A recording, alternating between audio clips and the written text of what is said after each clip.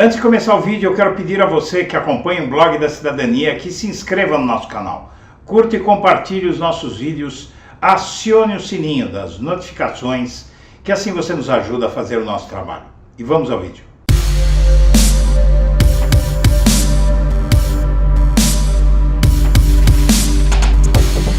Bom dia, senhoras e senhores. Hoje é 7 de novembro de 2022, são 8 horas da manhã.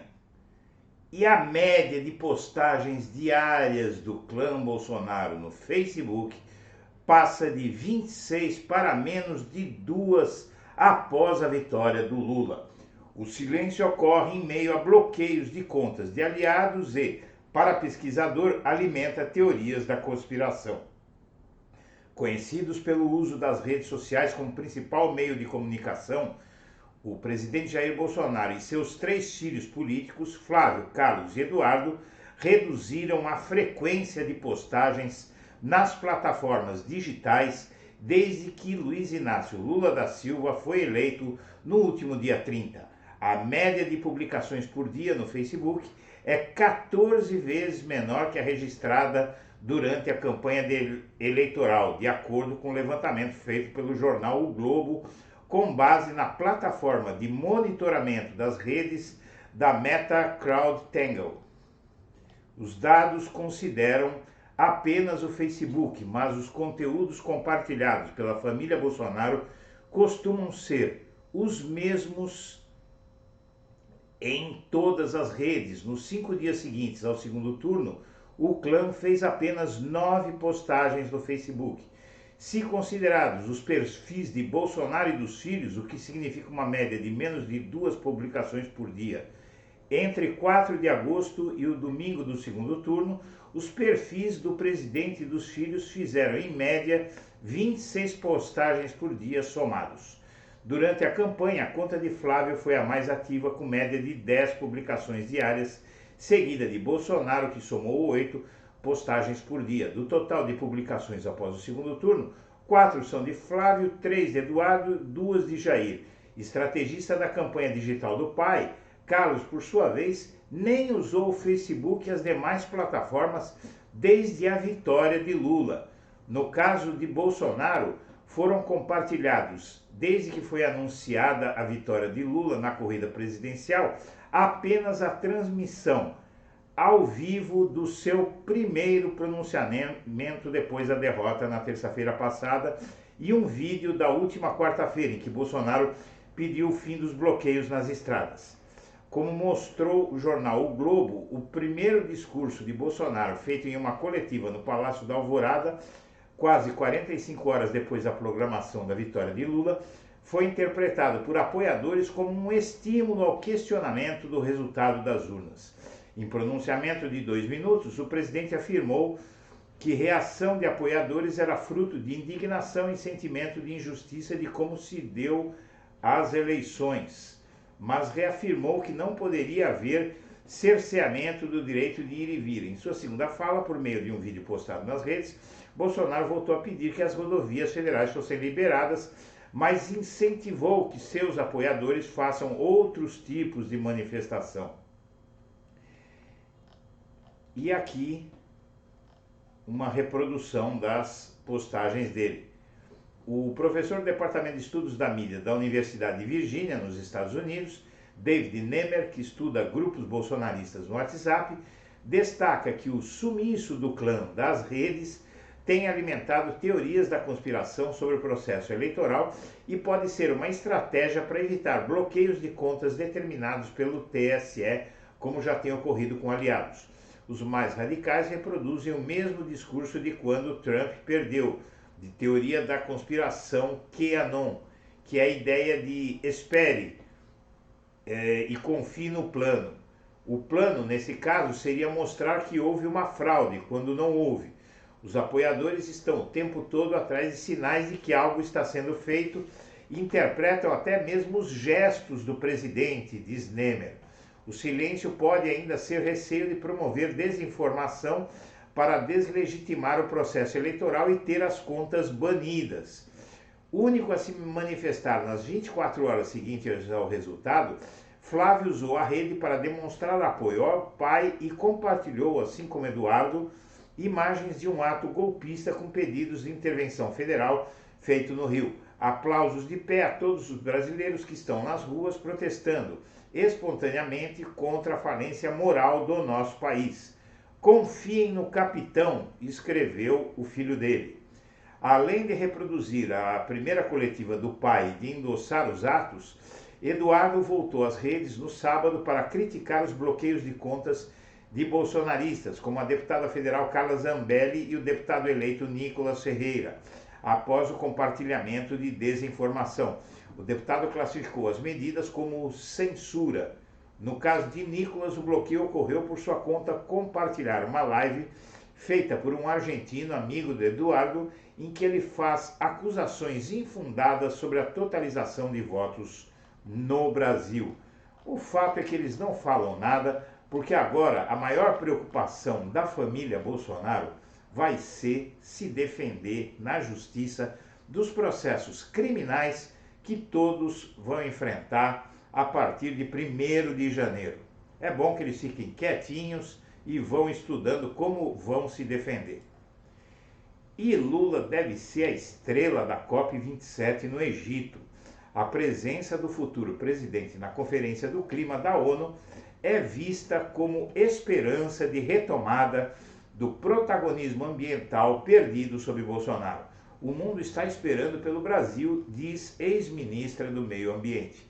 De saída da presidência do Brasil, Jair Bolsonaro não é esperado no encontro de chefes de Estado programado para ocorrer no âmbito da 27ª Conferência das Nações Unidas sobre as mudanças climáticas, realizada no Egito deste domingo 6/11 até 18 de novembro. Com nomes confirmados como Joe Biden, líder dos Estados Unidos, uma das esperanças mais aguardadas é a do próximo presidente brasileiro Luiz Inácio Lula da Silva. Ainda sem poder para decidir o rumo das negociações da delegação brasileira, o vencedor das eleições contra Bolsonaro deve comparecer à reunião organizada pela Convenção Quadro das Nações Unidas sobre a Mudança do Clima, UNFCCC, na segunda semana das negociações. A presença de Lula é um sinal muito positivo, sinal de um país que se volta para o mundo depois de anos como pária, comenta Isabela Teixeira, ex-ministra do Meio Ambiente, que será uma das conselheiras da presidência na Conferência do Clima no Egito. Em entrevista à Deutsche Welle, Teixeira afirmou que há uma grande demanda de delegações importantes para encontros com o governo da transição.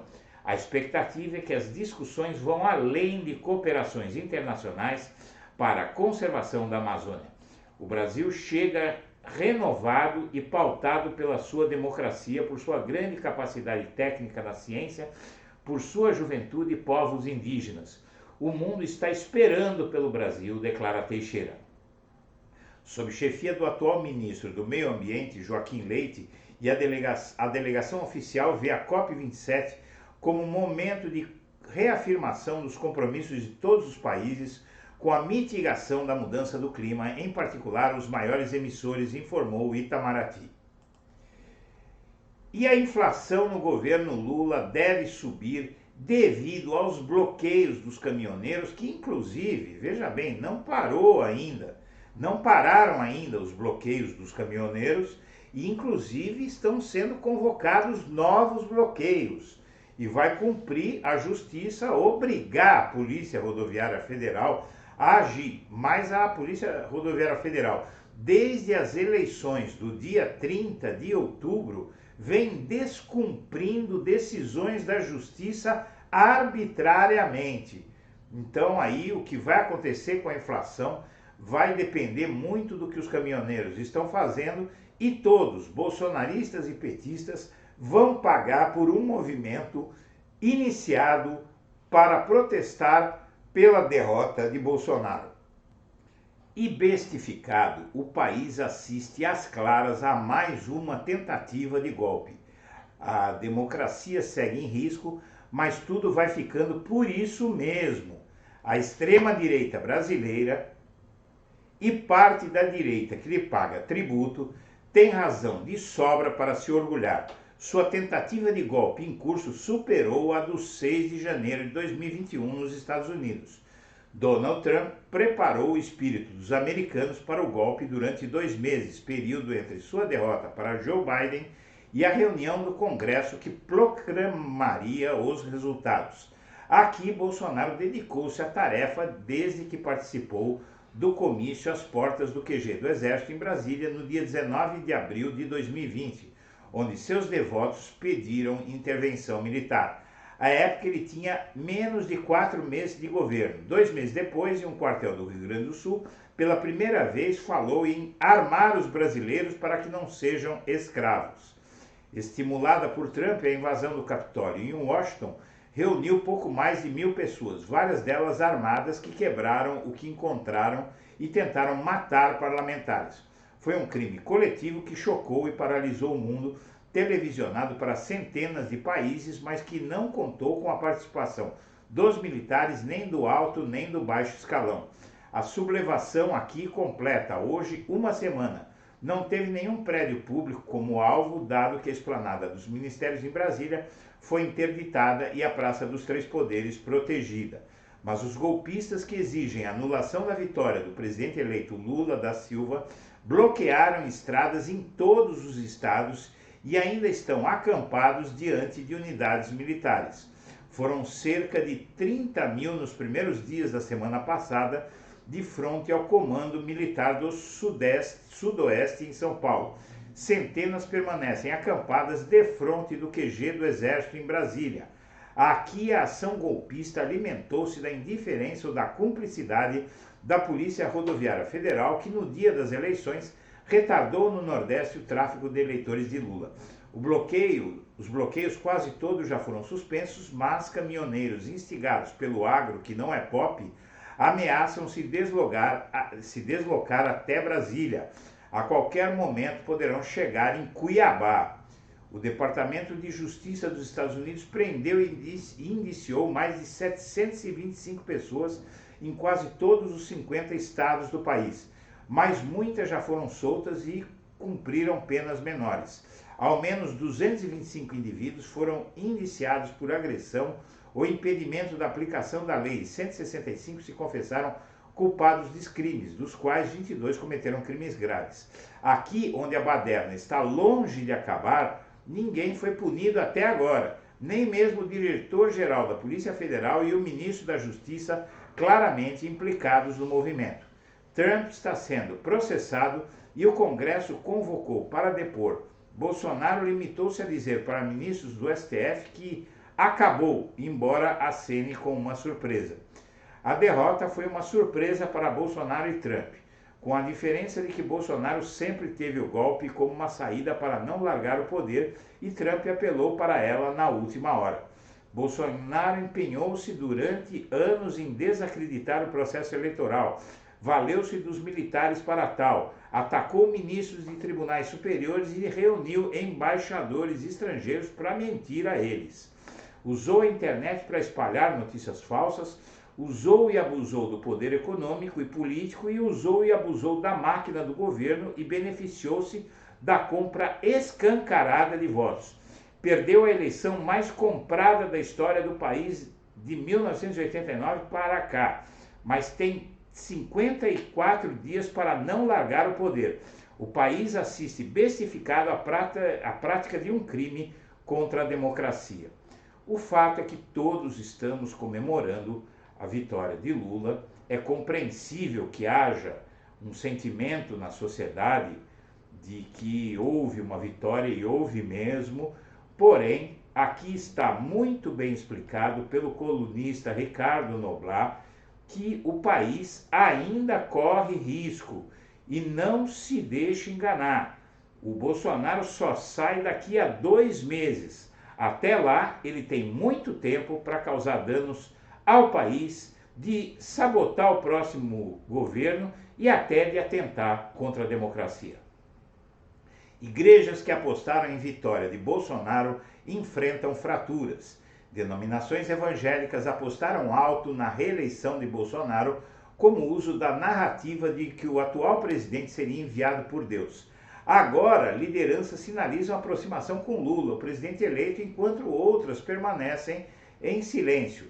E o fato é que os evangélicos não sobrevivem fora do poder. Isso é um fato conhecido e há muito tempo que eles aderem a todos os governos e vão aderir a Lula. É uma questão de tempo. Só que eles dificultaram tudo, mergulhando de cabeça na campanha do Bolsonaro, acreditando nas promessas dele de que ia vencer. Agora se deram mal. Não há cristofobia no Brasil, defende pastor Henrique Vieira, eleito deputado federal. Pastor da Igreja Batista do Caminho, o Vieira recebeu 53.933 votos e garante que não fará um mandato para defender os interesses da sua igreja.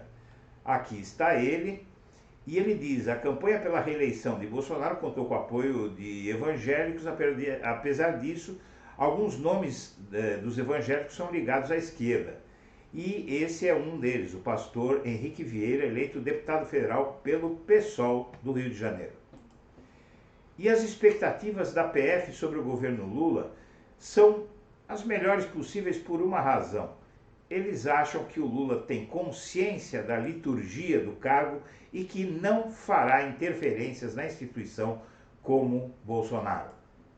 E Lula quer rever embaixadores indicados por Bolsonaro.